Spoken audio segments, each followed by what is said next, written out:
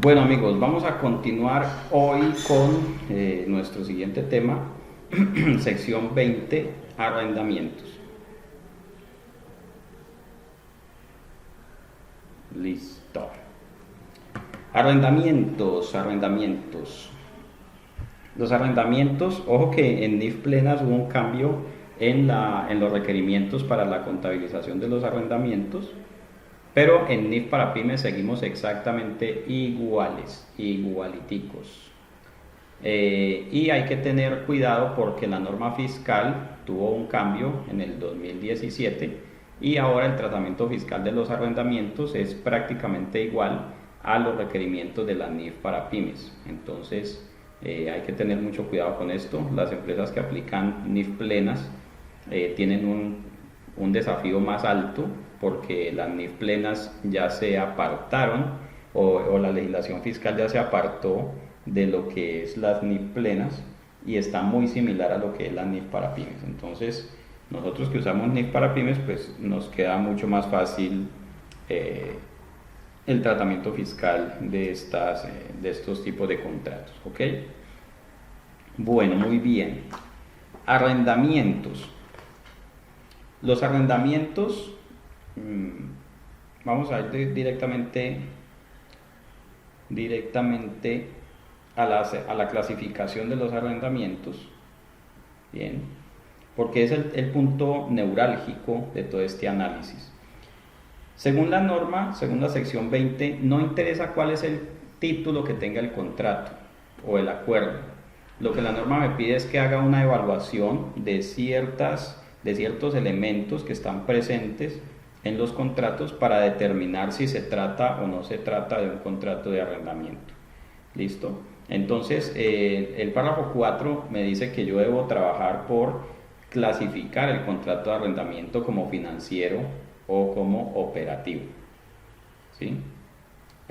Confírmeme por favor si tienen imagen de mi pantalla y si tienen sonido.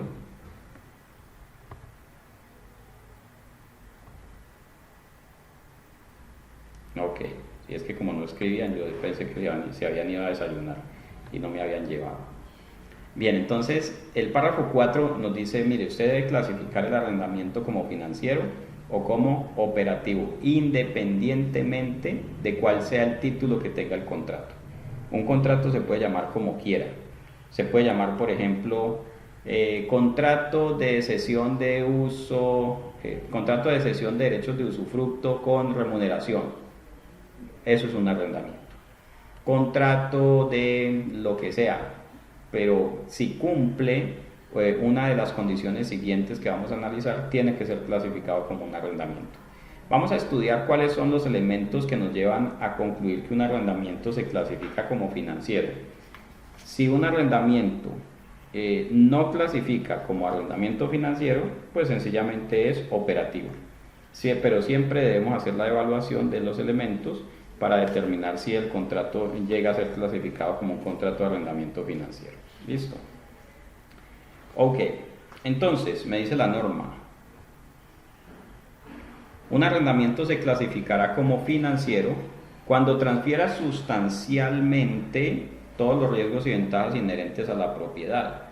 Ojo, no está diciendo que transfiere la propiedad, está diciendo que transfiere sustancialmente los riesgos y ventajas asociados a la propiedad.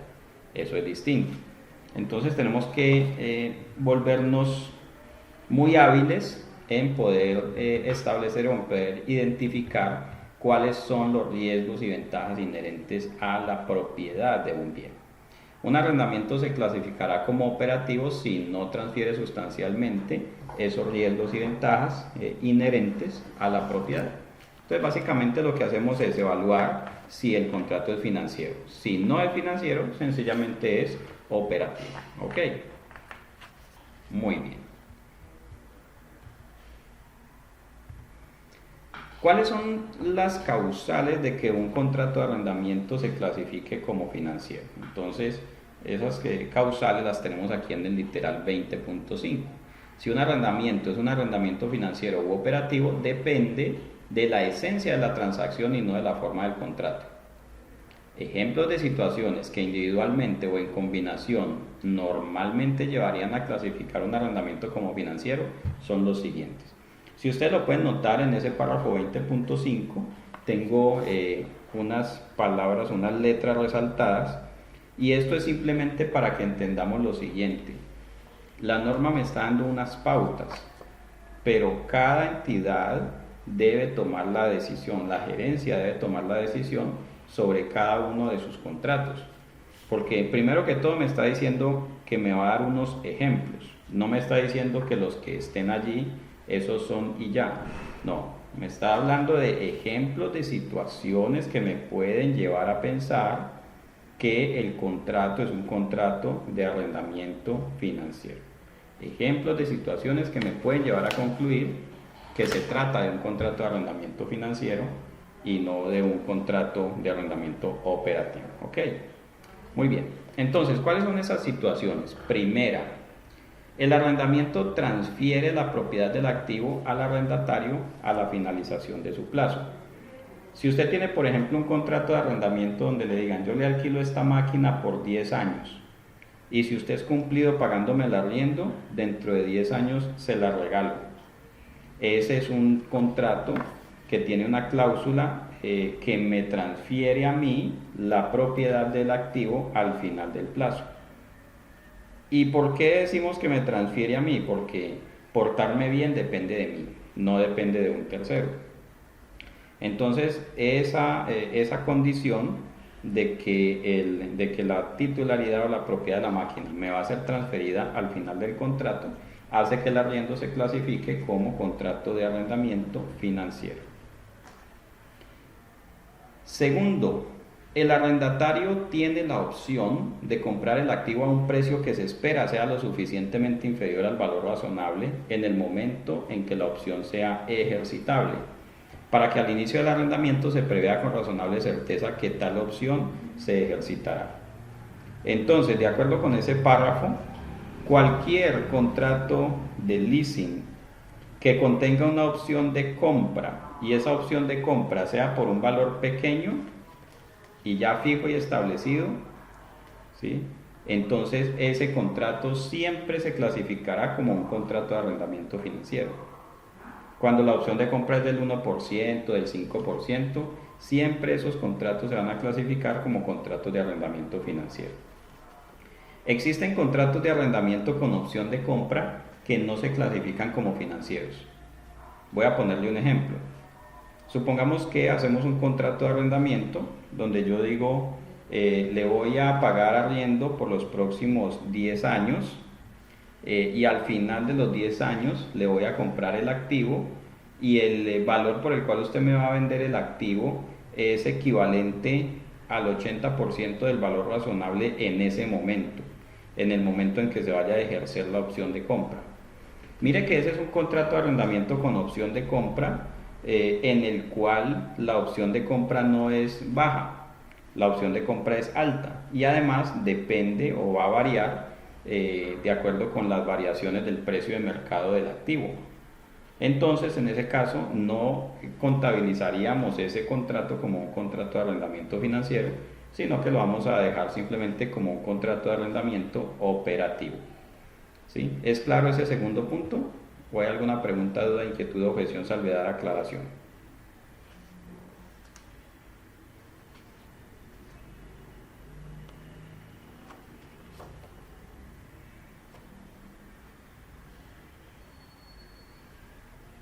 Ok. Dice, literal B. No lo voy a leer, solamente lo voy a explicar. Si la opción de compra, si estamos en un contrato de arrendamiento con opción de compra, y la opción de compra es un valor muy pequeño, entonces el contrato se clasifica como arrendamiento financiero. Por ejemplo, cuando la opción de compra es el 1%, el 5%, el 0.5%, en ese caso hay una opción de compra muy pequeña, el contrato debe clasificarse como financiero. Si la opción de compra es alta, y alta significa que la opción de compra pues depende o es muy cercana a lo que realmente será el valor de mercado del activo, entonces ese contrato sigue siendo un contrato de arrendamiento operativo. Por ejemplo, voy a decir que alquilo una máquina o alquilo un camión, voy a alquilar un camión por 5 años y el contrato de arrendamiento tiene una cláusula que dice que a los 5 años yo puedo comprar ese camión por el 80% de su valor comercial.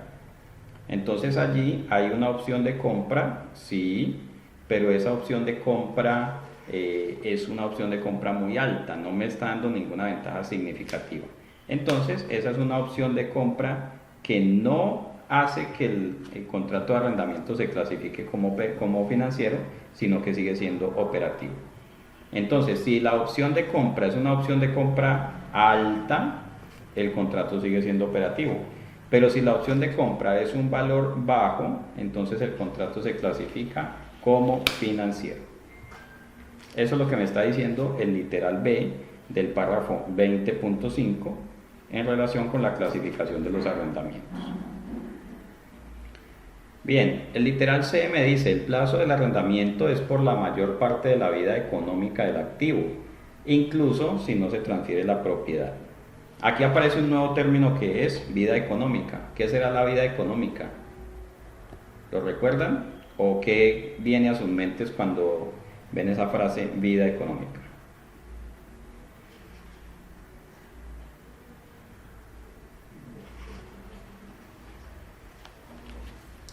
¿Qué será la vida económica? Vida económica.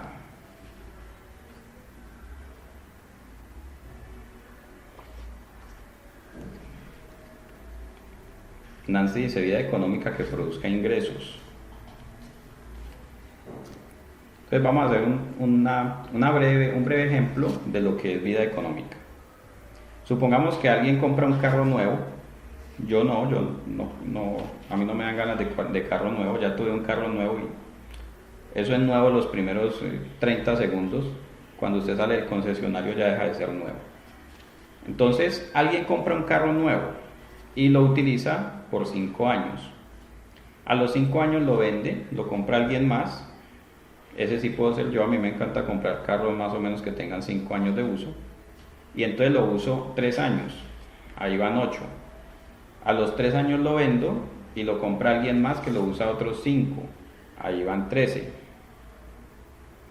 Luego lo vende y lo compra alguien más que lo usa por 10 años. Digamos por 7 años, o sea que llegamos a 20. En total todos los usuarios lo usaron 20 años. A los 20 años supongamos que el carro ya estaba muy malito, entonces lo chatarrizaron.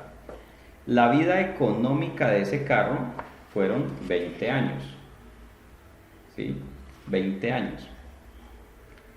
La vida económica es como el tiempo por el cual el activo es capaz de generar beneficios significativos, beneficios importantes.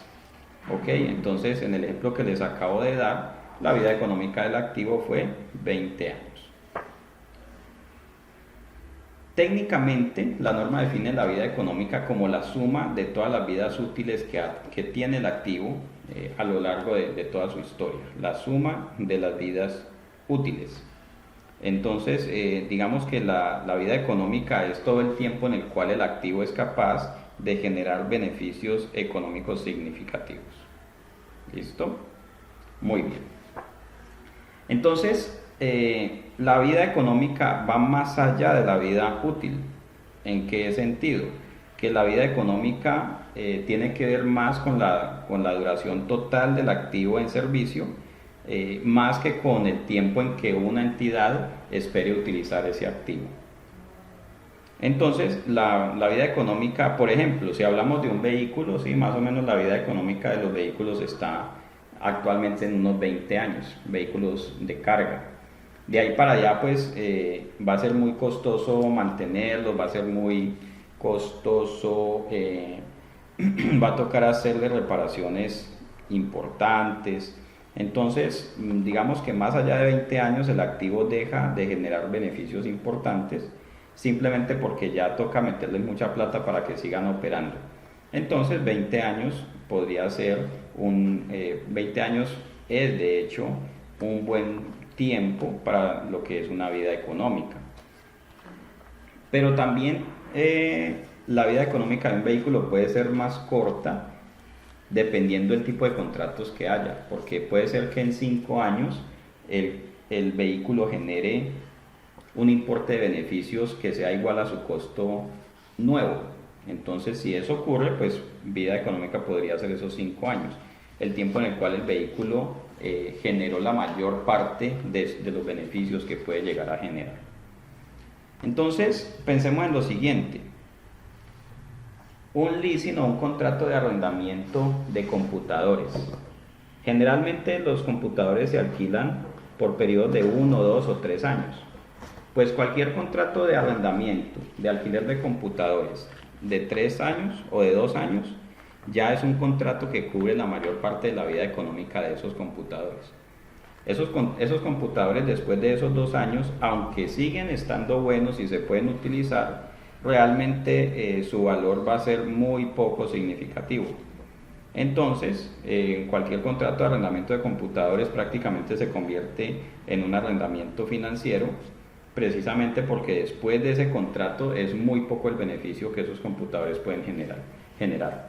Las empresas de alquiler de computadores, después de 2 años, prácticamente los donan o los regalan o los venden por un precio muy poco significativo, y se clasifican como contratos financieros. ¿Dije financieros o dije operativos? Se clasifican como contratos de arrendamiento financiero, porque en 2 años prácticamente esos computadores están acabados. Bien.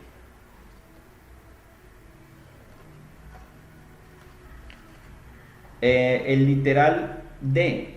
Al inicio del arrendamiento, el valor presente de los pagos mínimos por el arrendamiento es al menos sustancialmente igual a la totalidad del valor razonable del activo. Ahí que me están diciendo que si usted prácticamente está pagando lo que vale el activo a punta de arrendamientos, entonces ese contrato suele clasificarse como un contrato de arrendamiento financiero. Por ejemplo, usted alquila un carro, supongamos un camión que vale 300 millones de pesos, lo alquilamos por 5 años y tenemos que pagar 80 millones de pesos anuales. Entonces prácticamente estoy pagando lo que vale el carro. Voy a pagar 400, estoy pagando lo que vale el carro más una carga financiera. Entonces en ese caso el contrato se convierte inmediatamente en un contrato de arrendamiento financiero. ¿Listo? ¿Qué pasa si alquilo una oficina? Vamos a suponer que alquilo una oficina. Esa oficina vale 300 millones de pesos y tengo un contrato a 5 años para pagar 5 millones de pesos mensuales. Entonces en 5 años voy a pagar 300 millones de pesos. Pregunto, ¿ese contrato se convertiría en un contrato de arrendamiento financiero? ¿O los que llevan 20 años pagando arriendo en la misma bodega, será que entonces ese contrato se vuelve contrato de arrendamiento financiero? ¿Qué opinan ustedes?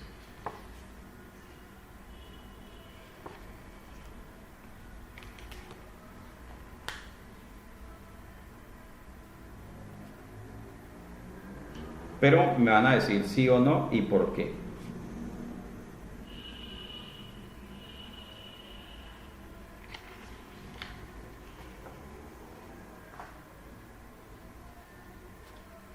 María del Pilar dice que no, que porque no tiene el control del activo.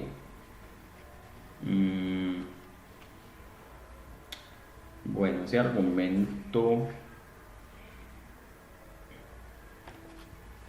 Lo que pasa es que para clasificar un contrato como arrendamiento financiero, no necesariamente tiene que ser que yo tenga el control del activo. La preocupación es determinar si yo tengo aquí, si se me han transferido riesgos y ventajas significativos, ¿sí? No necesariamente tienen que transferirme la propiedad, no necesariamente tengo que tener el control en términos, por ejemplo, de propiedad, de poderlo hipotecar o de poder darlo en garantía, sino que me habla de los riesgos y ventajas de la propiedad. Y cuando me habla de los ejemplos, uno de los elementos importantes es cuánto voy a pagar yo por ese activo a lo largo del contrato. independientemente de si hay opción de compra o no. Es posible que no haya opción de compra y aún así el arrendamiento se clasifique como financiero. Entonces ahí es donde nosotros tenemos que tener claro cuál es la esencia, la razón de ser de estos requerimientos, ¿sí? Porque fíjese en esto, si hacemos un contrato de arrendamiento de equipo tecnológico, como computadores, televisores, etcétera, por un plazo de 5 años, entonces estamos diciendo, aunque no haya opción de compra y aunque esos elementos no sean míos y nunca lo vayan a hacer, ese contrato se vuelve financiero, porque en 5 años el activo prácticamente entrega todos sus beneficios económicos. Ya después de 5 años prácticamente no vale nada. Así no haya opción de compra, pues yo fui el que me lo disfruté y nadie más, entonces se convierte en financiero. Hablábamos de cuánto se paga por el activo, que ese es el literal que tiene resaltado. Entonces, si lo que yo voy a pagar por el activo es prácticamente lo que vale el activo más una carga financiera, pues eso también hace que se clasifique como financiero. Pero en el caso de las propiedades inmuebles específicamente, yo puedo tener un contrato a 20 años y puede que en los 20 años yo pague 2 veces lo que vale el activo a punta de arrendamientos. Eso no lo va a convertir en un contrato de arrendamiento financiero. ¿Por qué? Porque ese activo después de esos 20 años va a seguir todavía generando muchos beneficios económicos. El activo en 20 años o a lo largo de esos 20 años no entregó todos los beneficios económicos que puede entregar, sino que el dueño del activo pues vuelve y lo recibe, yo se lo desocupo y lo recibe y él seguirá disfrutando de su activo, lo seguirá usufructuando, seguirá teniendo la posibilidad de seguirlo explotando. O sea que el activo después de esos 20 años sigue generando beneficios económicos para el dueño del activo y no para mí. Entonces en ese sentido, por eso los inmuebles, los bienes inmuebles, aunque los contratos sean largos y los valores que se pagan por ellos sean altos, no se convierten en contratos de arrendamiento financiero porque los activos siguen siendo susceptibles de generar beneficios económicos aún después de esos contratos. Esa es la razón. ¿Ok? Muy bien.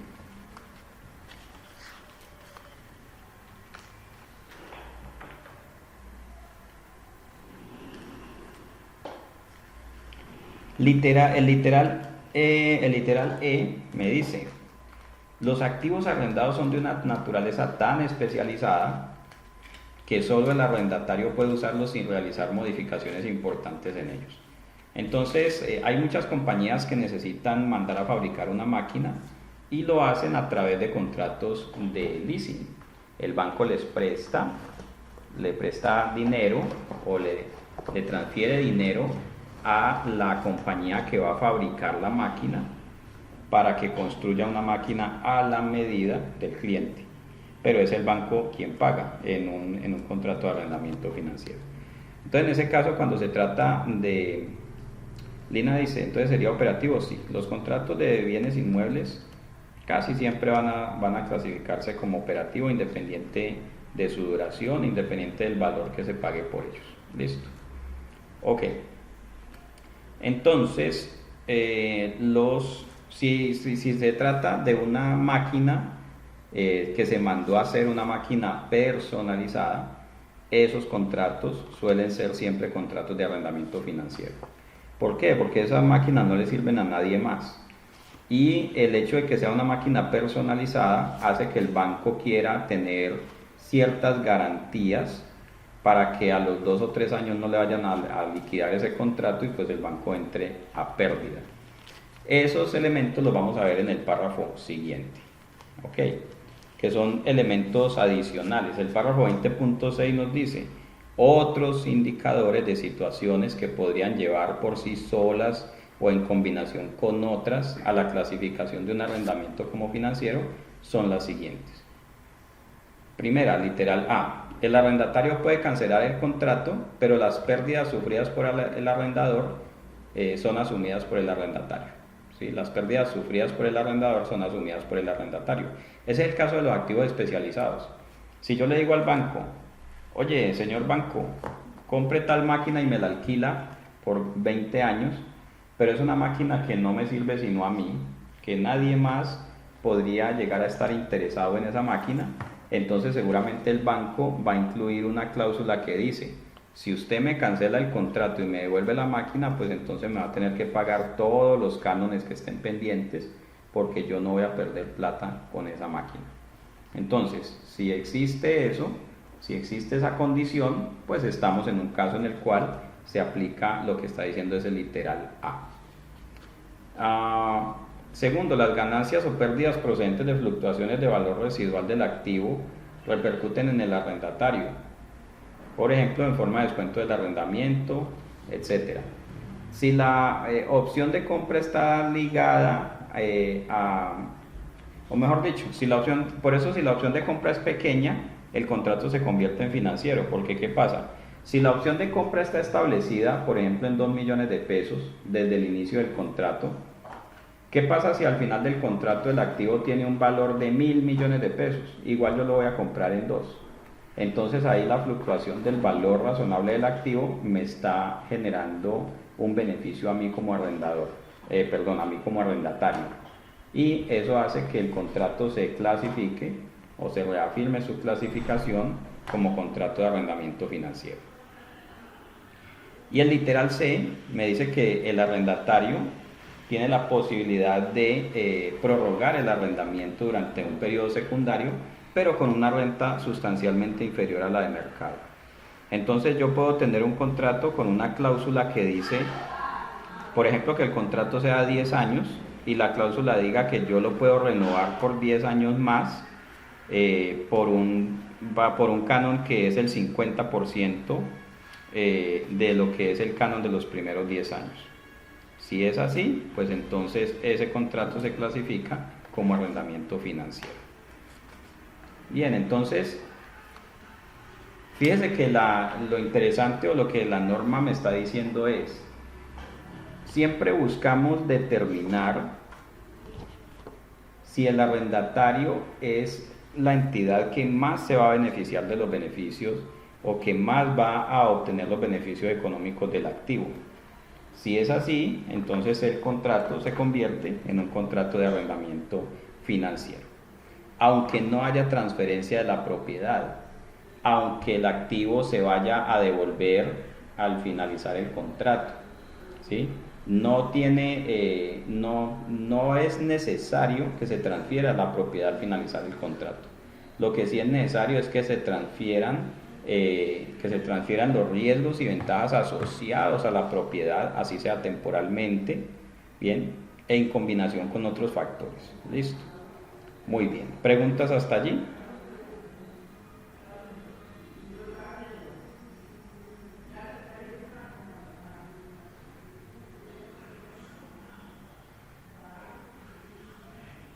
Bueno, esa clasificación se hace al inicio del contrato y nunca cambia. Usted no puede empezar diciendo que el contrato es financiero y luego decir que lo va a convertir en operativo o viceversa. No. Y si eso ocurre, pues lo más seguro es que usted tenga que hacer más bien una corrección de estados financieros. Si usted dice, oye, este contrato lo clasificamos como operativo, pero de verdad tendría que haber sido contabilizado como financiero. Bueno, entonces listo. En ese caso, usted lo que va a hacer es una corrección de errores en los estados financieros.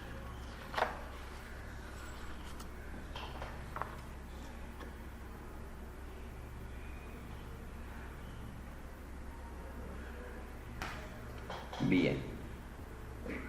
Este tema tiene muchas variantes, dice María del Pilar. Sí, es un tema de análisis. Fíjese que ese es uno de los asuntos en los cuales un software no puede proceder sin la intervención del contador. El contador, un factor humano, es el que tiene que analizar y tomar una decisión para poderle decir al software, ese contrato va a ser financiero o ese contrato va a ser operativo.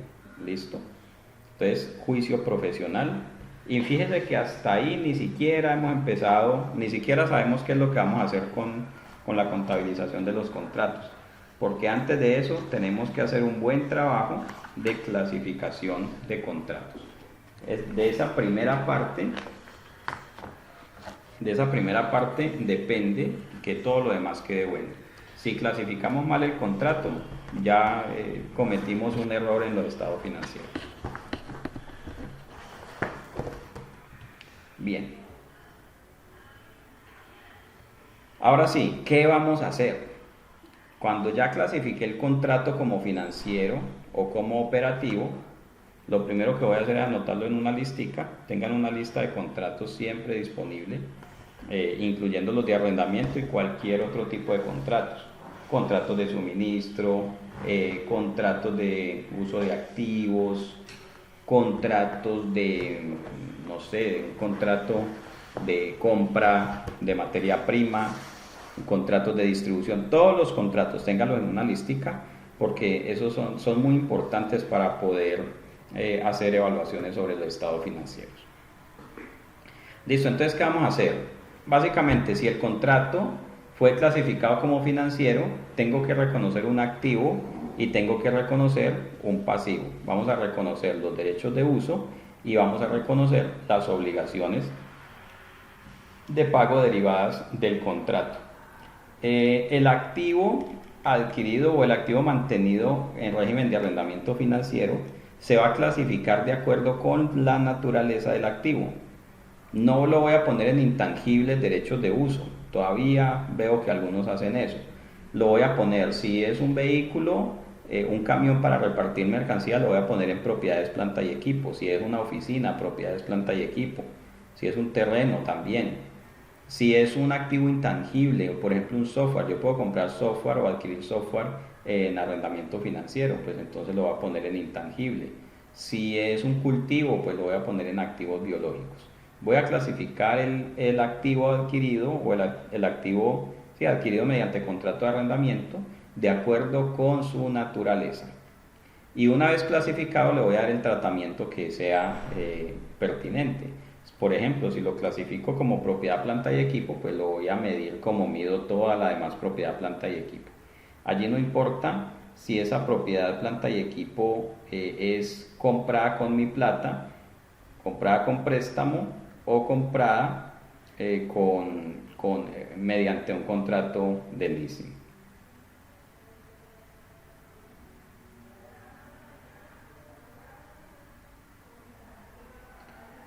Listo, perfecto.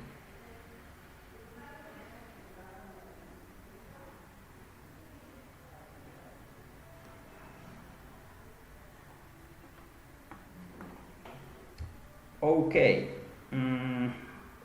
Entonces, al inicio voy a reconocer un activo y un pasivo. Por el importe. ¿Por qué valor? Por un importe igual al valor razonable del bien arrendado o al valor presente de los pagos mínimos por el arrendamiento, si fuera menor. O sea, al más pequeño entre el valor razonable del bien arrendado o el valor presente de los pagos mínimos por el arrendamiento. Mire, colega, si usted tiene un contrato que está definido como contrato de arrendamiento financiero, no vamos a tener allí problemas, porque ese contrato ya establece cuál es el valor razonable del activo. Prácticamente le están prestando plata para comprar el activo, ¿ok? Por el menor entre el valor razonable del bien arrendado o el valor presente de los pagos mínimos por el arrendamiento. Cualquier costo directo inicial del arrendatario, como costos incrementales atribuidos a negociación, se añadirá al importe reconocido por el activo o reconocido como activo.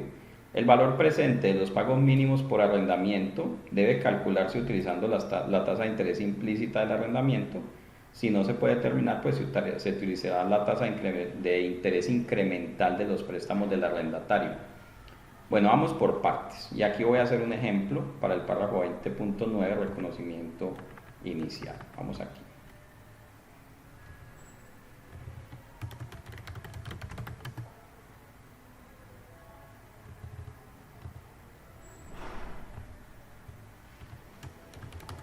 Una entidad adquiere una oficina mediante un contrato de leasing financiero. El valor de la oficina es de 500 millones la entidad paga un valor inicial de 100 millones. El excedente es financiado a 10 años con las siguientes condiciones. Vamos a ponerlo a 5 años. El monto de la financiación van a ser 400.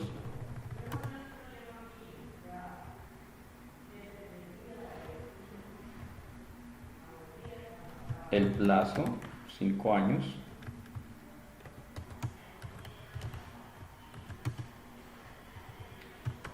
Tasa, vamos a ponerle una tasa del 8%.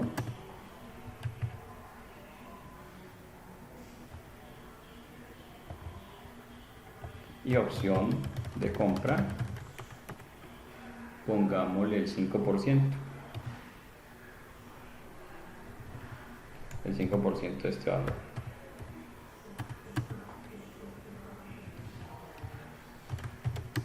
Entonces tenemos 1, 2, 3, 4, 5. Vamos a ponerle aquí saldo inicial. Aquí falta calcular la cuota. La cuota la vamos a calcular con la función pago, utilizando la tasa, el número de periodos, el valor actual, que son los 400, y el valor futuro, que son los 20.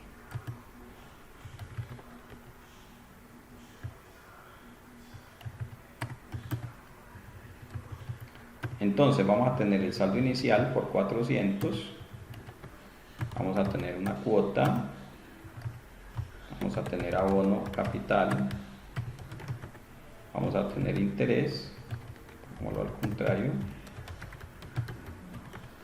y saldo.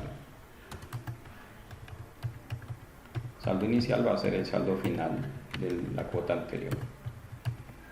La cuota va a ser de 96.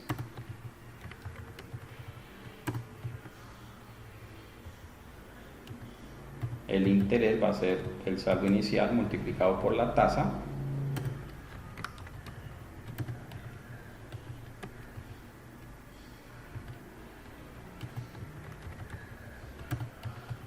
El abono a capital va a ser la cuota menos interés.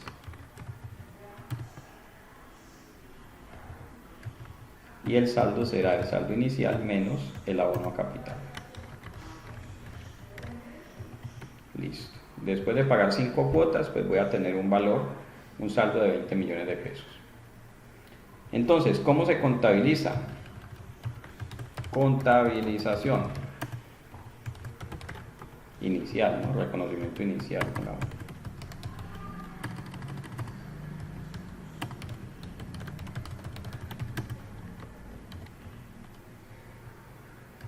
Cuenta débito crédito. Listo, entonces, ¿qué me dice la norma? Vamos a reconocer los derechos de uso y las obligaciones como un activo y un pasivo.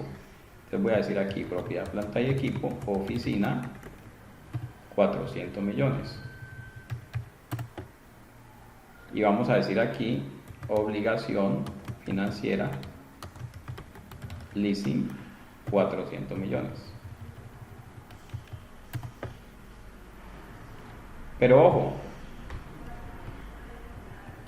el valor de la oficina fueron 500, la entidad paga un valor inicial de 100 y el excedente es financiado. Como pagué 100 al inicio, entonces voy a decir aquí banco, 100. Y voy a decir aquí que la propiedad, planta de equipo, oficina, le incremento estos 100. Entonces la oficina ya quedó reconocida por 500 millones de pesos, que son los 100 que pagué en efectivo más los 400 que quedé debiendo. ¿Sí? ¿Hasta allí es claro?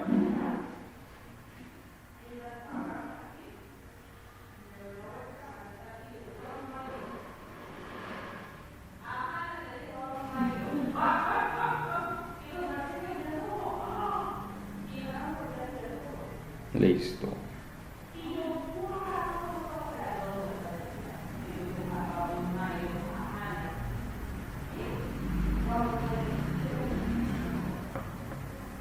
Alfonso dice, toca diferenciar el valor de la financiación.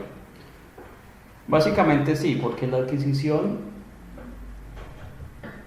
se está haciendo una parte en efectivo, otra parte financiada, pues voy a contabilizar los 100 y luego los 400. No necesariamente tiene que ser en diferentes cuentas, puede ser a la misma cuenta. Pero si son dos momentos distintos, entonces le va a quedar un valor de 100 y un valor de 400 separados. ¿Ok? Bien. Lo que no puedo hacer es contabilizar la oficina por 400 y dejar esos otros 100 por ahí volando y no sé luego qué haríamos con ellos. Entonces, esos 100 que pagué en efectivo van como mayor valor. ¿Ahí qué va a ocurrir? Que el activo va a quedar por 500 y la deuda por 400. Eso es normal, simplemente porque ya pagamos una parte de lo que es el valor del contrato. Listo. Y Alfonso dice, me refiero al valor de los intereses. Claro, usted va a pagar unos intereses, porque en últimas, aunque el préstamo son 400, usted va a pagar más de 400. Si nosotros sumamos aquí el valor de las cuotas, son 483 porque incluyen los intereses.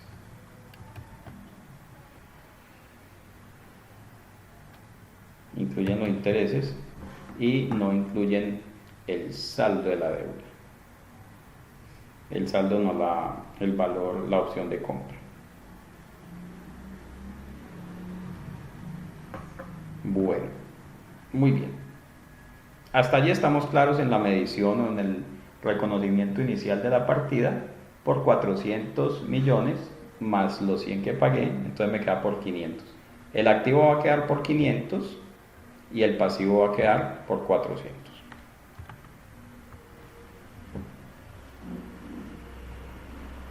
¿Cuándo tengo que calcular el valor presente de los pagos mínimos del arrendamiento?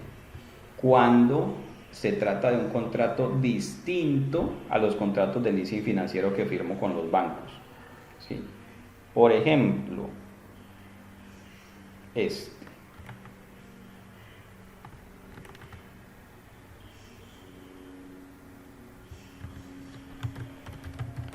ejemplo de cálculo de valor presente de los pagos mínimos por arrendamiento.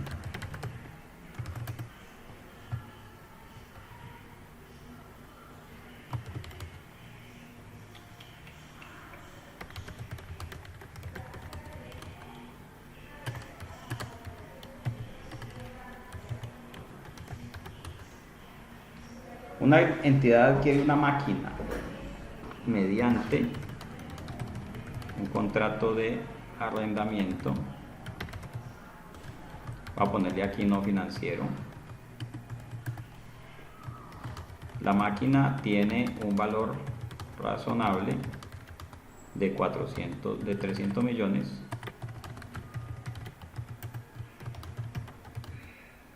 El plazo del arriendo es de 5 años. La cuota es de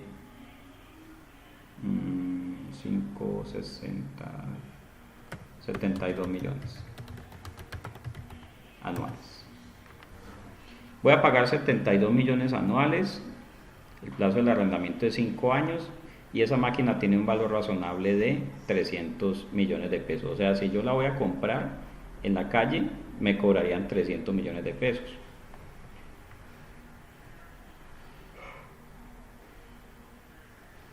Aquí hay una tasa de interés implícita en el arrendamiento, sí, que la vamos a encontrar como la diferencia entre los 300 y lo que voy a pagar, que van a ser 360.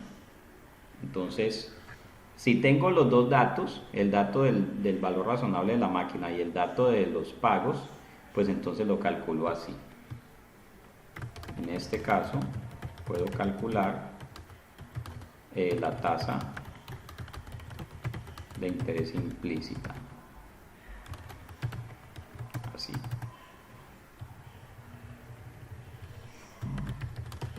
Valor presente de la máquina, 300 millones. O sea, si yo la fuera a comprar hoy. Cuota, 72. Plazo, 5. Con eso encuentro la tasa de interés, que sería tasa con el número de periodos, el valor del pago y el valor actual.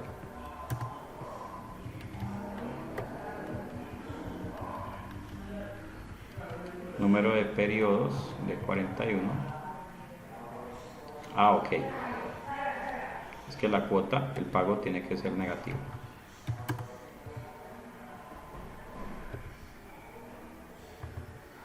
Listo, ahí está la tasa de interés. Con esto ya puedo hacer una tabla de amortización. 1, 2, 3, 4, 5. Copiemos esta de acá.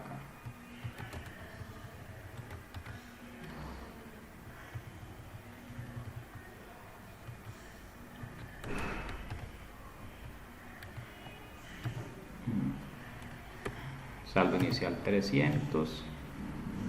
La cuota serían 72.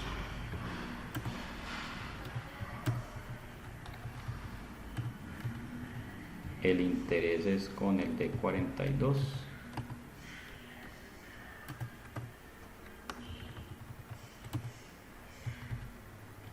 Listo, abono capital, saldo.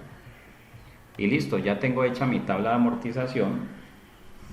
El activo va a ser reconocido por 300 millones de pesos. En este caso, el valor razonable del activo es exactamente igual al valor presente de los pagos futuros, porque pues ya tengo esos valores allí. Ya teniendo esos dos valores de referencia, ya no doy más vuelta. Ok, muy bien. Eso es lo que me está diciendo este párrafo 20.9 y 20.10. ¿Qué hago después? Entonces el arrendatario reparte o repartirá los pagos mínimos del arrendamiento entre carga financiera y reducción de deuda. ¿Listo? Y la carga financiera va a resultados durante el plazo. Básicamente el interés se contabiliza en resultados y el abono a capital menor valor de deuda.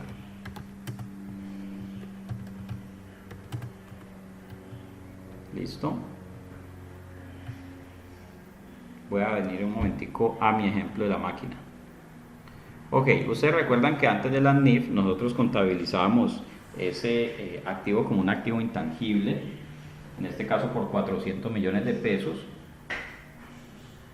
y lo amortizábamos al plazo del contrato, en este caso a 5 años. Entonces cada año llevábamos 80 millones de pesos al gasto y íbamos desapareciendo ese activo intangible que se llamaba derechos por bienes recibidos en leasing, así se llamaba, y así lo contabilizábamos. ¿Y qué ocurría? Cuando se hacía uso de la opción de compra, ¿usted qué contabilizaba, colega? ¿Sí recuerda? ¿Qué contabilizaba cuando hacía uso de la opción de compra?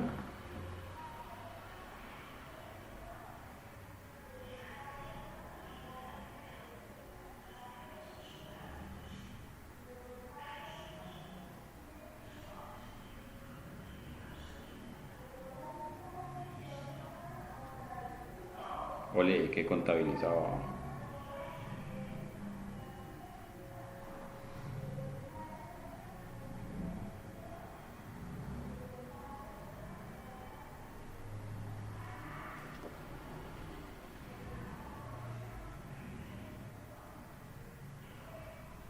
Cuando se hacía uso de la opción de compra, entonces se contabilizaba un activo por ese valor. Entonces, si la opción de compra eran, por ejemplo, 5 millones de pesos, quedaba contabilizada la oficina por 5 millones de pesos. Eso era una contabilización, pues así se hacía, no hay nada que hacer.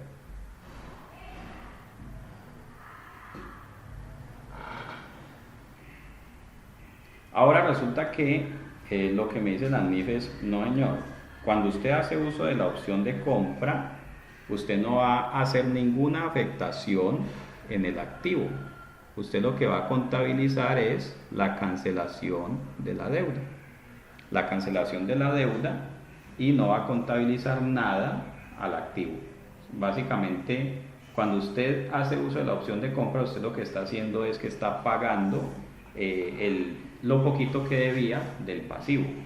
De acuerdo con la tabla de amortización, después de que usted paga la última cuota, queda debiendo una partecita que es la opción de compra. ¿Ok?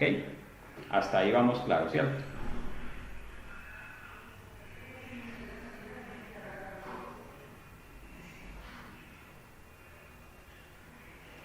Perfecto.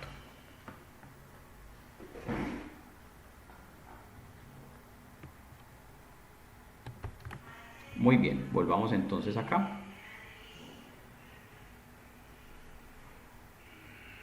Entonces, el párrafo 2011 me dice, el pasivo se va a contabilizar como cualquier deuda.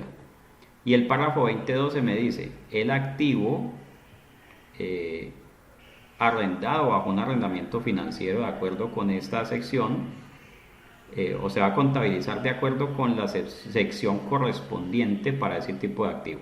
Puede ser propiedad, planta y equipo, puede ser intangible, sección 19, combinación de negocios, no tengo ni idea, como si yo pudiera comprar una sociedad por leasing, no sé. Si no existiese certeza razonable de que el arrendatario obtendrá la propiedad al término del plazo del arrendamiento, el activo se depreciará totalmente a lo largo de su vida útil o en el plazo de arrendamiento, según el que fuera menor. Un arrendatario también evaluará en cada fecha sobre la que se informa si se ha deteriorado el valor de un activo arrendado en un arrendamiento financiero. O sea que la vida útil del activo que estoy adquiriendo mediante un contrato de arrendamiento financiero solo puede ser más larga que la duración del contrato, solo puede ser más larga que la duración del contrato si yo tengo una certeza razonable de que voy a adquirir el activo, de que voy a hacer uso de una opción de compra o de que la propiedad del activo me va a ser traspasada al finalizar el contrato. ¿Sí? ¿Es clara hasta allí esa idea?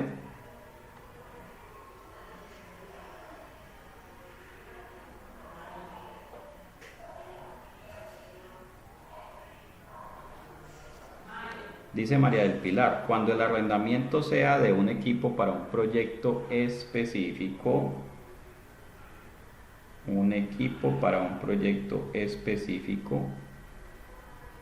que tiene un tiempo determinado, entonces la vida útil será el tiempo del proyecto. Claro que sí.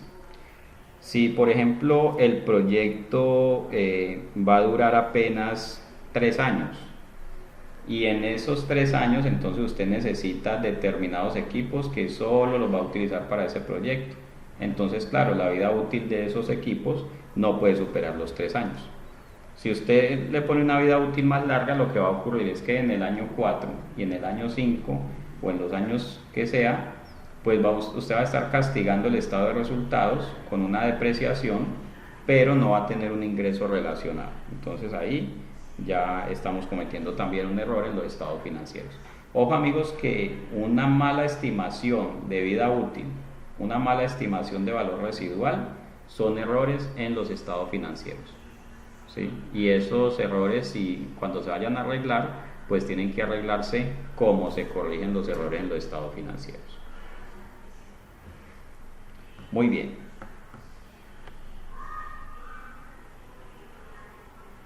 Y voy a revelar información sobre los contratos de arrendamiento. Para cada clase de activos, pues el importe neto en libros al final del periodo sobre el que se informa. Básicamente un cuadro donde voy a decir cuál fue el costo del activo, cuánto he pagado de cuotas, cuál es su vida útil, cómo lo he estado depreciando. Un listado o un cuadro donde yo hable acerca de los contratos de arrendamiento, de todos los contratos de arrendamiento que tenga.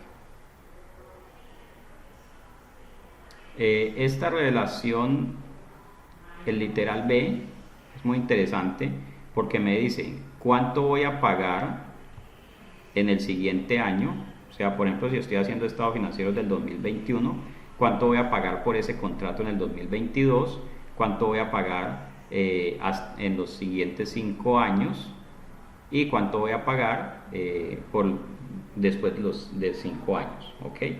Esto es para poder prever cuál es el flujo efectivo que me va a requerir ese contrato de arrendamiento.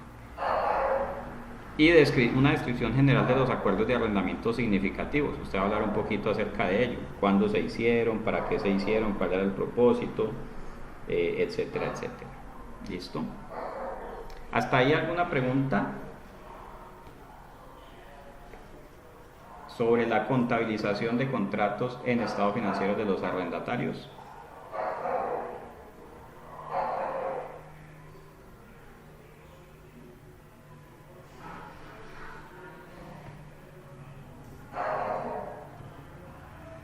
Muy bien, vamos bien, decía el borracho, ¿cierto? Lo llevaban 4 policías a golpes.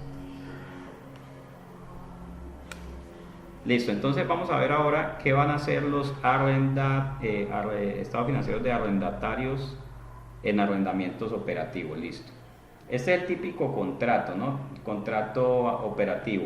Alquilé una oficina, alquilé una bodega, alquilé una casa, alquilé un apartamento. Yo soy el que pago el arriendo, yo soy el arrendatario. Entonces, ¿qué voy a hacer en ese caso? Vamos a mirar. El arrendatario reconocerá los pagos de arrendamiento bajo arrendamientos operativos como un gasto a lo largo de la duración del arrendamiento de forma lineal. Básicamente, cada mes que usted pague el arriendo, usualmente pues, va a contabilizar eso como gasto. A menos que otra base sistemática sea más representativa del patrón de tiempo de los beneficios del usuario. Esto es similar a lo que les comentaba con los intangibles y la FIFA. Por ejemplo, si la FIFA alquila una ubicación por 4 años porque va a ser el Mundial de Qatar, entonces alquiló una oficina en Qatar desde el año 2019 hasta el 2022, pero los ingresos del Mundial van a ser en el 2022. Entonces, todos esos pagos por arrendamiento que haga durante el 2018, 19 y 20, ¿cómo es? 19, 20 y 21, los puede dejar en el activo, eso sería un cargo diferido en ese caso, y en el 2022, cuando lleguen los ingresos, entonces lo lleva al gasto. ¿Ok? Eso es lo que me está diciendo la norma. Generalmente yo lo voy a hacer de forma lineal, sí, pero si voy a tener un patrón de beneficios económicos distinto que el lineal, entonces así ese lo voy a utilizar para llevar esos valores al gasto.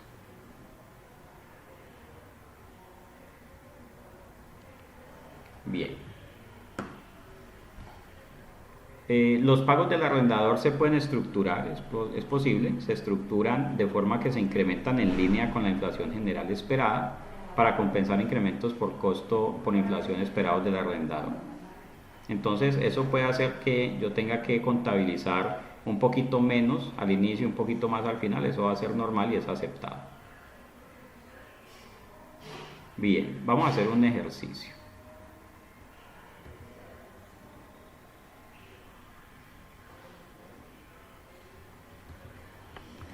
Este es el párrafo 20.15. Sí.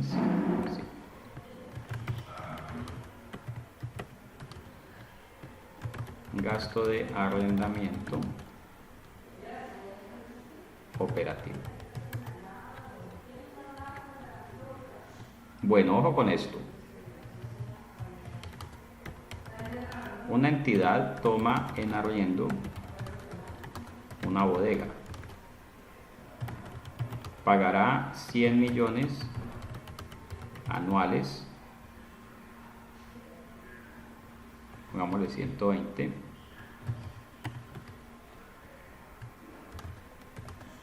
y el sexto año es año de gracia, no paga arriendo. ¿Listo? Ojo con este, colega.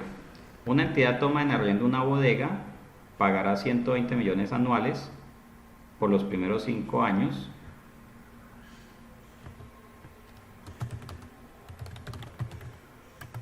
y el sexto año es un año de gracia, no paga arriendo. ¿Cuánto debería contabilizar anualmente como gasto por arrendamiento?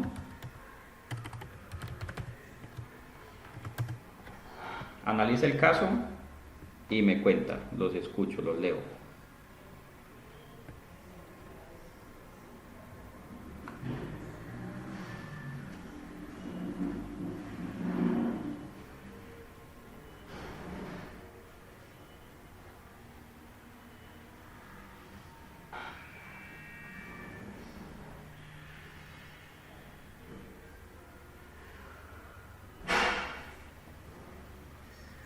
¿Cuánto va a contabilizar como gasto cada año? Es la pregunta.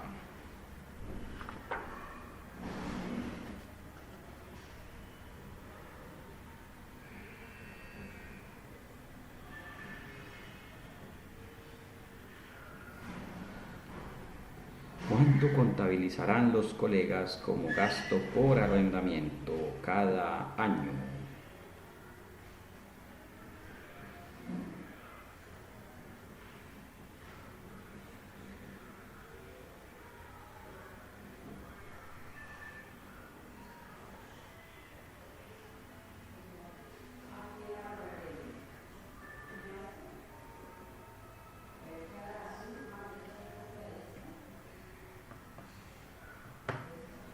Entonces vamos a hacer lo siguiente, año 1, 2, 3, 4, 5, 6. 20 mensual no le da, colega. Canon.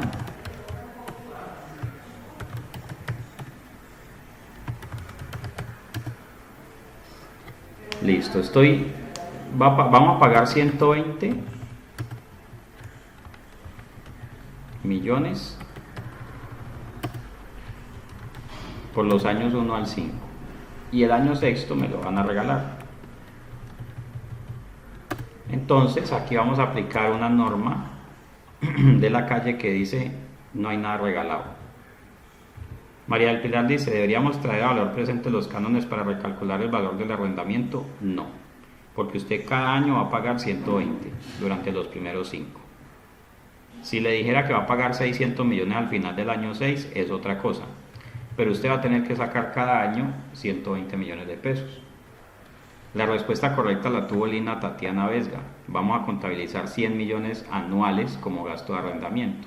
¿Por qué? Porque es que no hay nada regalado. Esto de que el sexto año me lo regalan, eso es pura mentira. Realmente me están dando el sexto año sin pagar porque ya lo pagué aquí. ¿Ok? Si yo dijera, bueno, entonces yo vengo nada más el año 6 por el año de gracia, me van a decir que no. Dicen, no, para que tenga el año de gracia, pues usted tiene que haber pagado previamente los primeros 5 años. Entonces, eso no es ninguna gracia. Realmente se lo están cobrando acá.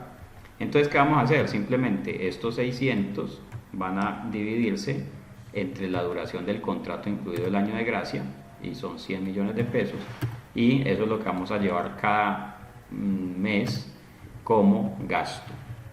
Entonces, ¿qué va a ocurrir? Vamos a ir teniendo aquí un excedente de 20 millones por año.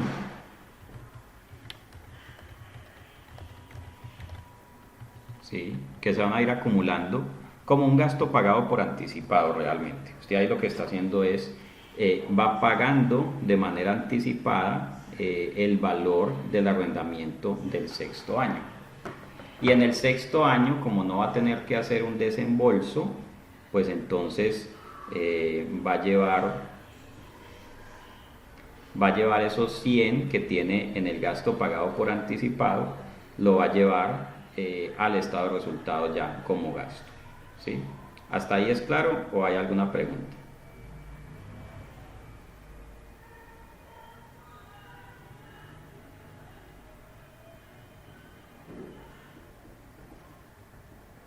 Ok.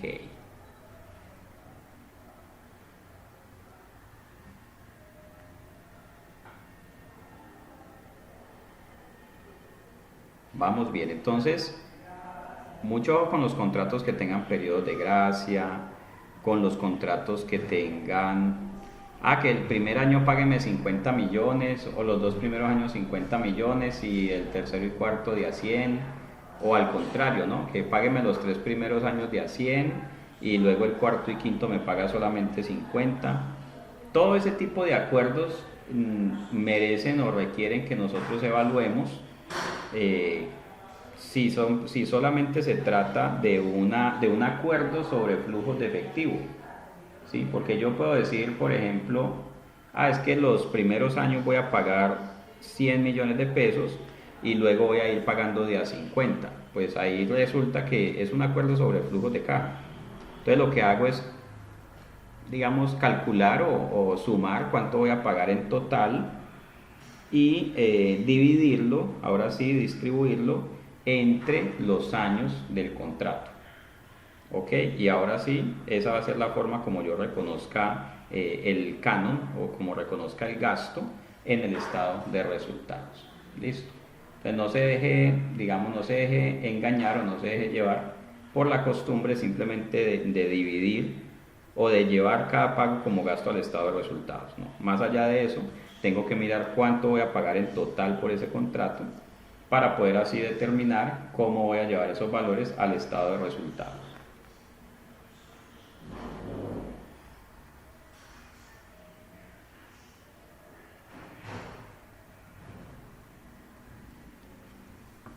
Perfecto. Volvamos acá.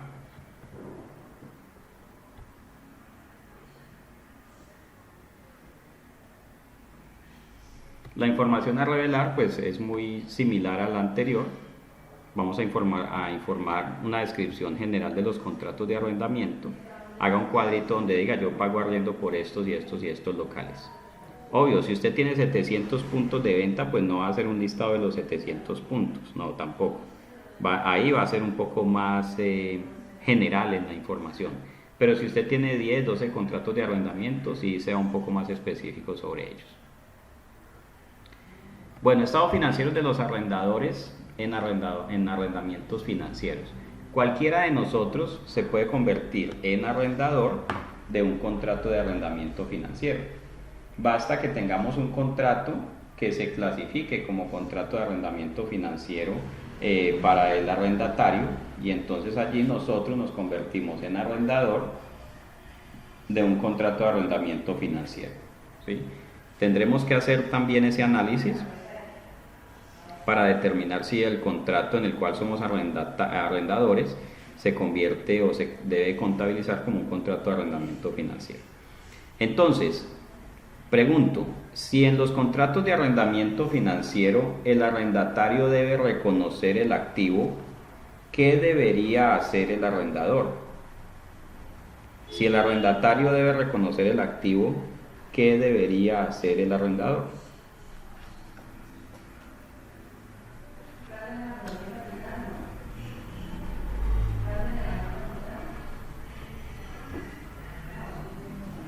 No, el arrendador no va a reconocer ningún pasivo porque no le debe plata a nadie.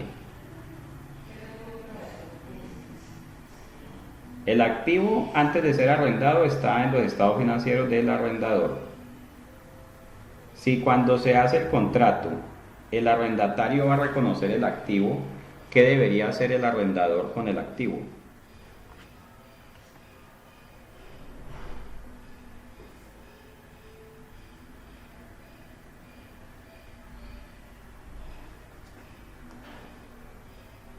Exacto, lo va a convertir en una cuenta por cobrar. Va a dar de baja el activo que tenía y va a contabilizar o a reconocer una cuenta por cobrar por el valor presente de los pagos mínimos futuros. ¿Sí?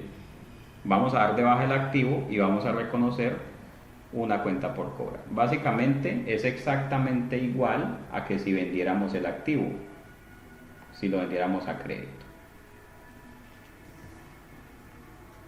¿Ok? Entonces, a ver, el arrendador reconocerá en su estado de situación financiera los activos que mantengan en arrendamiento financiero y los presentará como una partida por cobrar. ¿Sí? Se vuelve una cuenta por cobrar. Antes lo tenía en inventario o en propiedades, planta y equipo, en alguna parte. ¿Ok? No va a reconocer un ingreso todavía, Lina. El ingreso se va reconociendo a medida que se va desarrollando el contrato de arrendamiento. por un importe que se llama inversión neta en el arrendamiento. Generalmente la inversión neta en el arrendamiento pues va a ser el valor en libros que tenía el activo en el momento en el cual lo entrego en arrendamiento financiero.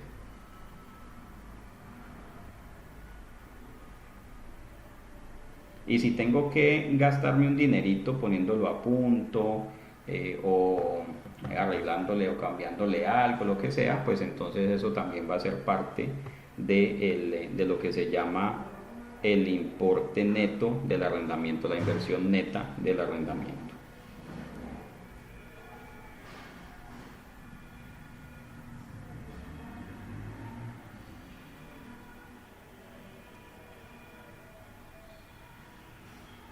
Muy bien, ya vamos a hacer un casito sobre esto.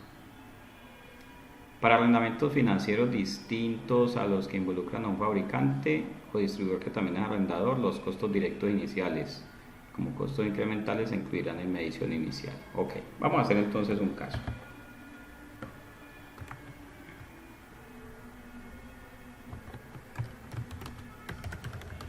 Una entidad tiene una máquina cuyo valor en libros es de 100 millones. A ver. Inversión neta en el arrendamiento. Los pagos mínimos. La inversión neta en el arrendamiento es la inversión bruta descontada la tasa de interés implícita. Ok.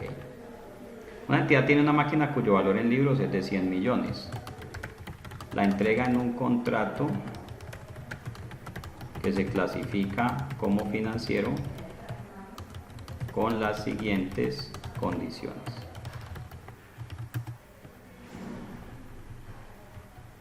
Ojo con esto que va a ser bien interesante. Este es párrafo 20.17.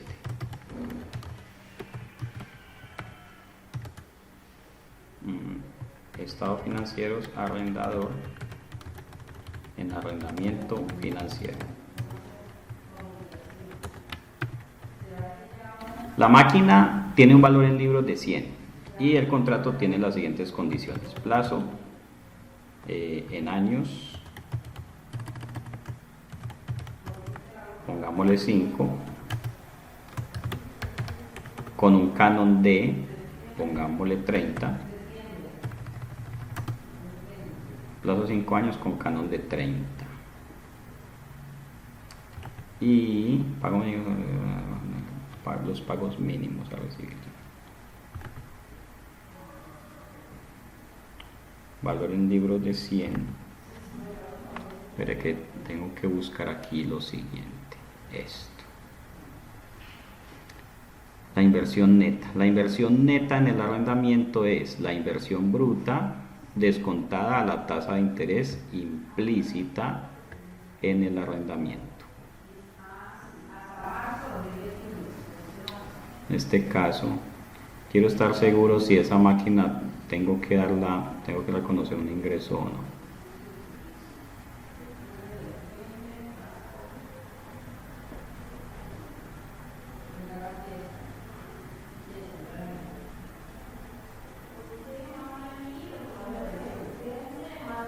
Listo, entonces vamos a decir lo siguiente: ¿cuál es el monto del contrato inicial? 100 millones.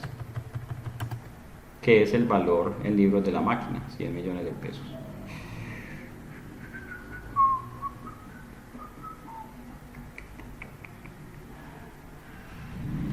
Aquí hay un elemento escondido. Quiero descifrarlo para ustedes.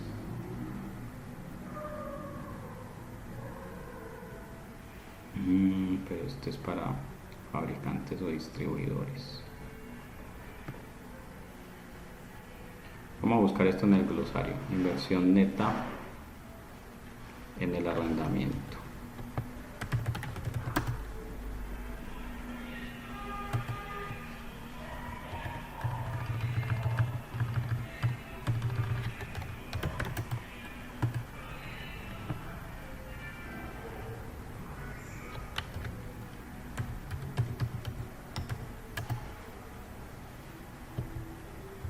Obligación, planes, tasa de interés implícita. Tasa de descuento que Aquí está la clave.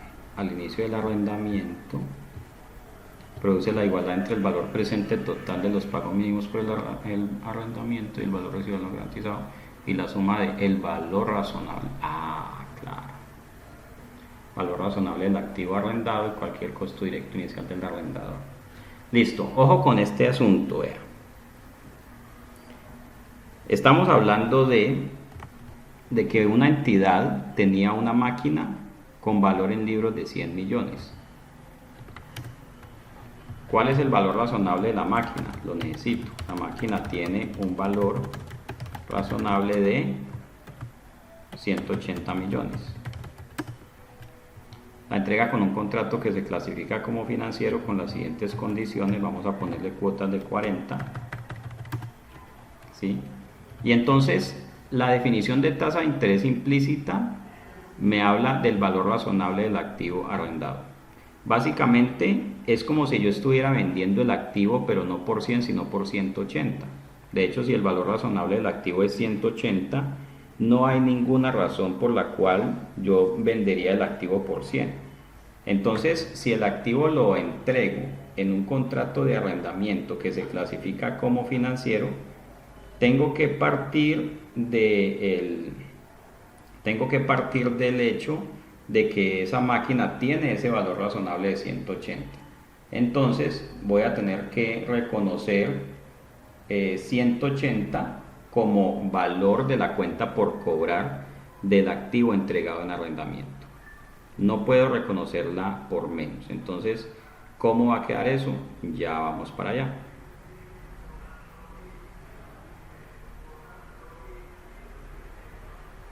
Básicamente lo que vamos a hacer es esto. Vamos a poner como monto de la operación 180 millones de pesos. Listo. Y vamos a encontrar la tasa de interés, de interés del contrato, que va a ser simplemente la fórmula tasa para 5 periodos. El pago va a ser 40, lo pone negativo, y el valor actual va a ser 180. Y aquí vamos a tener la tasa implícita del arrendamiento. Entonces, ojo con estos 180. Si el activo que voy a entregar en arrendamiento financiero tiene valor razonable, la cuenta por cobrar tiene que ir por ese valor razonable. ¿Listo? No puede ser simplemente por el valor en libros de la máquina, tiene que ser por el valor razonable de la máquina. Eso es lo que me está pidiendo la norma. Entonces, ¿cómo voy a contabilizar esto? Ojo. Si tienen dudas, me avisan, amigos, porque hay veces paso derecho y si algo que no queda claro y no pregunto, no se vaya a quedar calladito. ¿Listo? Entonces, tengo una máquina que la tenía, por ejemplo, en propiedad, planta y equipo, pero la entrego en arrendamiento financiero y el valor en libros de la máquina era de 100. Entonces la máquina la doy de baja. Hasta ahí estamos claros. La máquina simplemente la doy de baja de allí. ¿Ok? Segundo, voy a reconocer una cuenta por cobrar. Arrendamiento financiero. ¿Por qué valor? Por 180, que es el valor razonable del activo entregado en arrendamiento financiero. Y luego me van a quedar aquí una diferencia de 80. ¿Dónde tendré que contabilizar esos 80?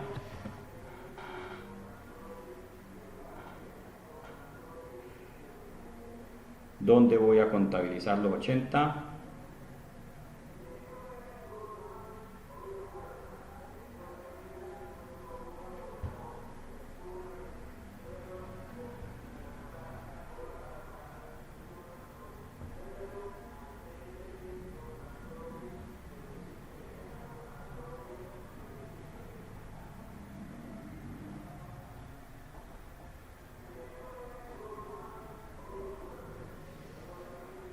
¿Dónde voy a contabilizar los 80?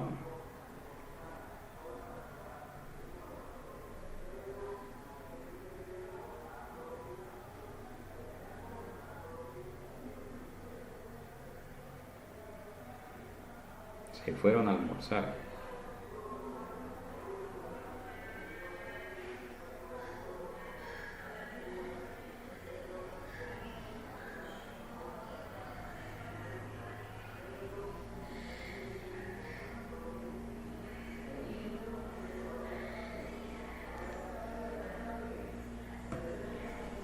A ver qué dicen mis amigos. Voy a dar de baja la máquina por 100, que era su valor en libros. Voy a contabilizar una cuenta por cobrar arrendamientos por 180, como me indica la norma. Y tengo 80 que van a ser un ingreso.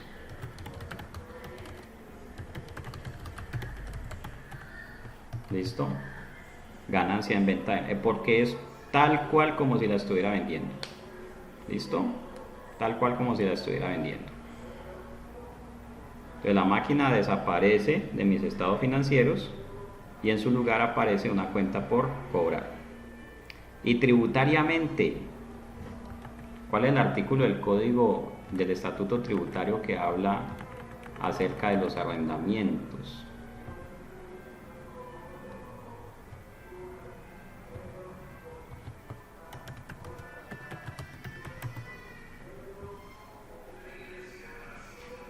Esto todos me olvidaron. Arrendamientos, estatuto tributario 227 raya 1 ET.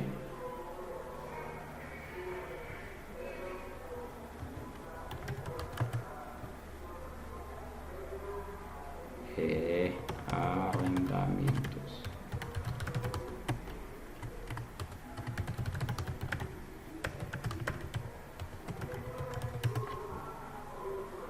...127 raya 1... contratos de arrendamiento se celebran definición de arrendamiento financiero.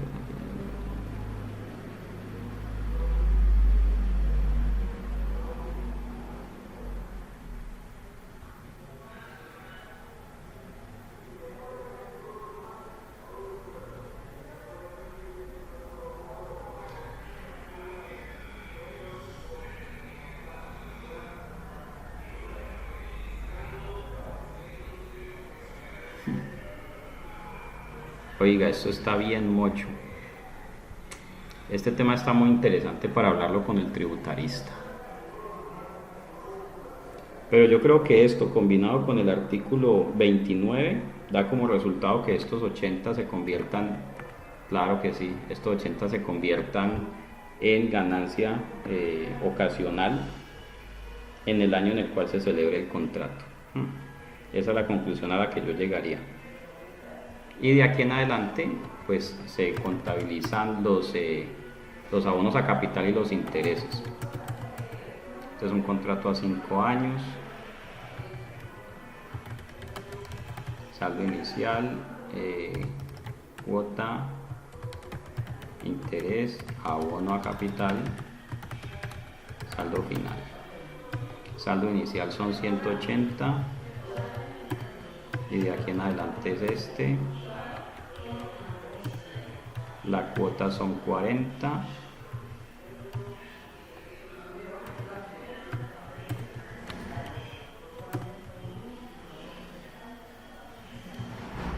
Esa ganancia en un solo momento sí, porque usted ya está entregando la máquina, es tal cual como si la vendiera. Lo que pasa es que va a cobrar a cuotas. El interés va a ser el saldo inicial por la tasa. El abono a capital va a ser la cuota menos el interés. Y el saldo final va a ser el inicial menos el abono a capital. Listo. Este interés va a ser un ingreso a lo largo del plazo. Y el abono a capital simplemente disminuye. Ese abono a capital va a disminuir el valor de la cuenta por cobrar.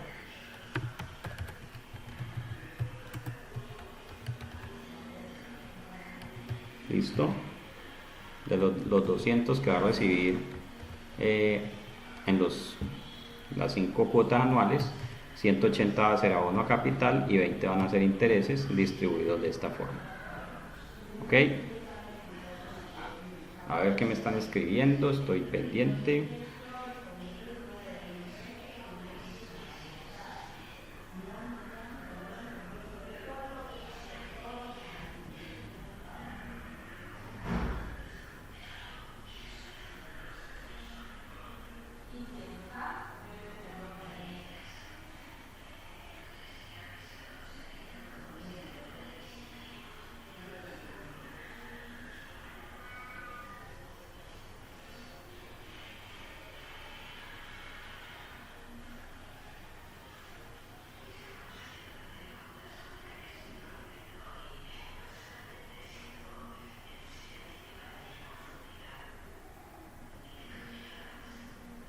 En un solo momento porque entregó el activo fijo, así es.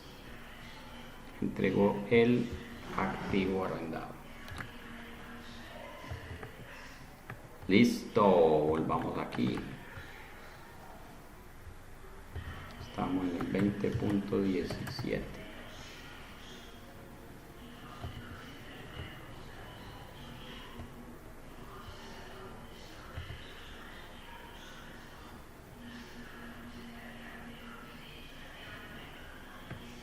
Listo, medición posterior, básicamente la cuenta por cobrar, que son estos 180.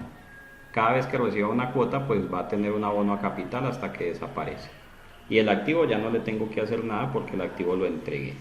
Entonces, eso es toda la medición posterior.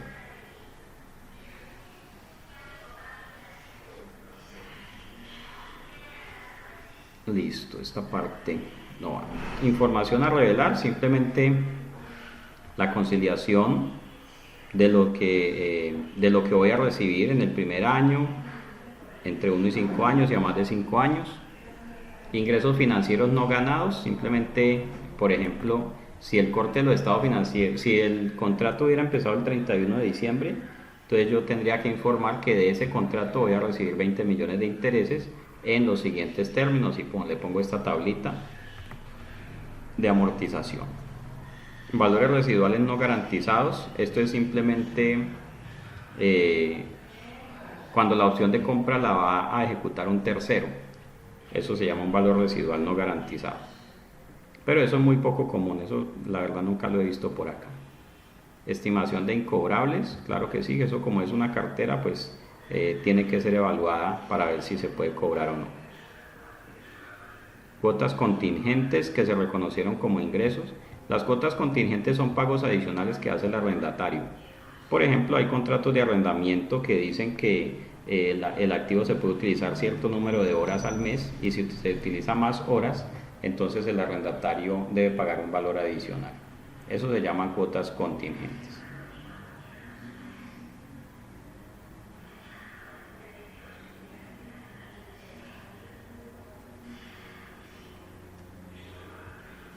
Y una descripción general de los contratos de arrendamiento. Esto siempre me lo van a pedir, las revelaciones siempre van a pedir que informe sobre los contratos que tenga. ¿Ok? Muy bien. El arrendador en un arrendamiento operativo, o sea, por ejemplo, el dueño de la oficina cuando alquila su oficina, ¿qué tiene que hacer? Eso es básicamente lo mismo que hemos hecho siempre, reconocer lo que recibo como ingreso. Pero tenga en cuenta esto. ¿Se acuerdan que al inicio les puse este ejemplo? A ver.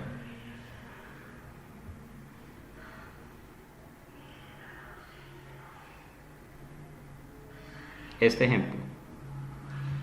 En este caso, si yo fuera el dueño de la bodega, el que la estoy alquilando y estoy dando el sexto año como periodo de gracia, la pregunta es, Mayerly me escribió, profe, entiendo que se debe hacer un análisis para determinar si el arrendamiento es financiero o es operativo. Sin embargo, en el caso de un arrendatario, ¿nos podríamos guiar por el tratamiento que da el banco como arrendador? Se supone que el banco tiene que hacer el mismo análisis que hacen ustedes y en condiciones normales deberían llegar a la misma conclusión. ¿Sí? Pero lo que pasa es que usted no sabe qué tratamiento le está dando el banco en los estados financieros.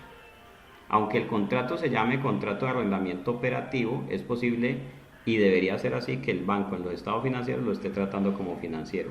Por ejemplo, si se trata de un arrendamiento operativo de computadores a 3 años, lo más seguro es que el banco lo esté tratando como arrendamiento financiero, aunque el contrato se llame arrendamiento operativo.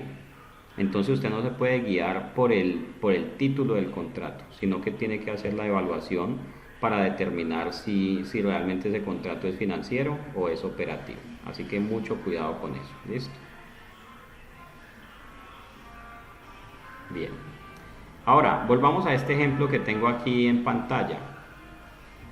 ¿Qué pasa si en este caso yo soy el arrendador? O sea, yo soy el dueño de la bodega, la voy a alquilar y me van a pagar 120 por año y les voy a dar el sexto año como periodo de gracia. ¿Cuánto debería contabilizar como ingreso cada año?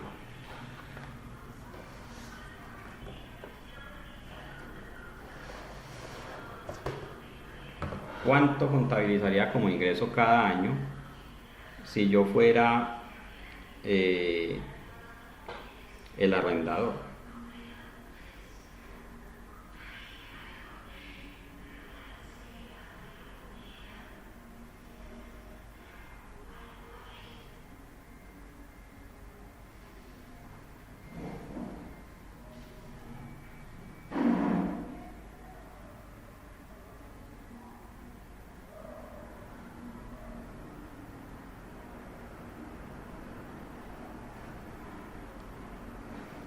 Entonces, perfecto lo que dice María del Pilar, Nancy. Llevo 100, voy a recibir 120, claro que sí, y voy a hacer una factura por 120 también, de los cuales 100 los voy a llevar al ingreso y 20 los voy a ir llevando a un pasivo, un ingreso recibido por anticipado. Al terminar el año 5 voy a tener 100 como ingreso recibido por anticipado, los cuales en el año 6 voy a contabilizar al estado de resultados como ingreso.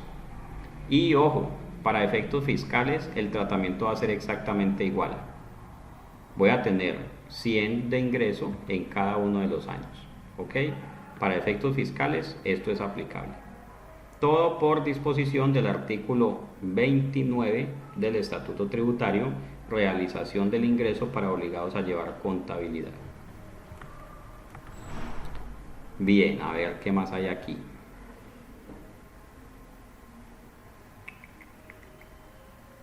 Listo. Y la información a revelar, la misma, cuánto voy a recibir de arrendamiento por el próximo año, entre 1 y 5 años y a más de 5 años, si recibí cuotas contingentes y una descripción general de los arrendamientos. Bueno, y por último vamos a darle una miradita a lo que es las transacciones de venta con arrendamiento posterior, los famosos leaseback. Mire, colega, le voy a resumir esto. En condiciones generales, en condiciones normales, los leaseback no generan que usted haga ninguna contabilización con el activo vendido y posteriormente recibido en arrendamiento. No debería usted hacer absolutamente ninguna contabilización si se trata de un leaseback. ¿Ok? ¿Por qué? Vamos a mirar. Una venta con arrendamiento posterior es una transacción que involucra la venta de un activo y su posterior arrendamiento al vendedor. Los pagos por arrendamiento y el precio de venta son usualmente interdependientes, puesto que se negocian en conjunto. El tratamiento contable de una venta con arrendamiento posterior depende del tipo de arrendamiento. Entonces, ojo aquí.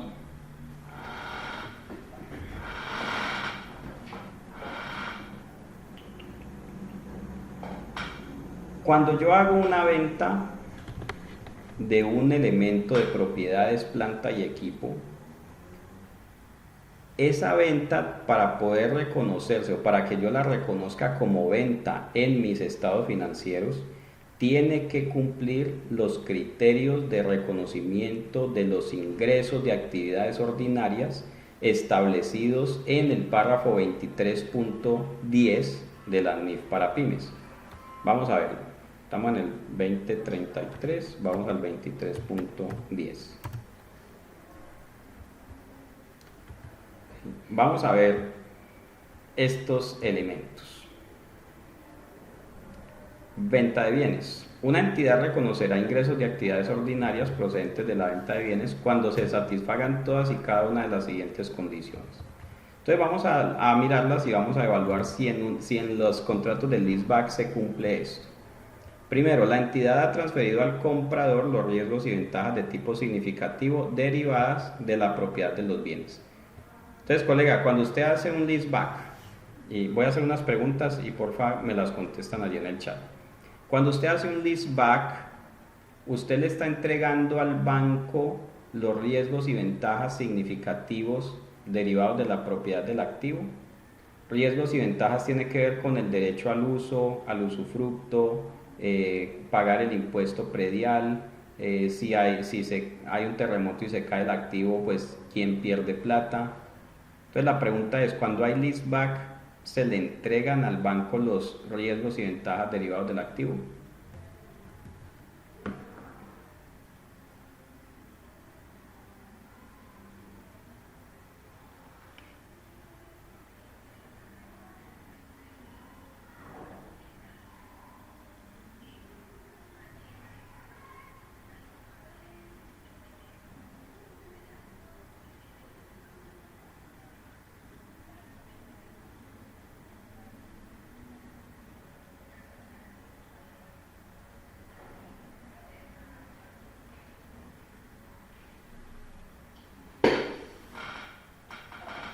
Ojo, usted no le está entregando al banco absolutamente nada.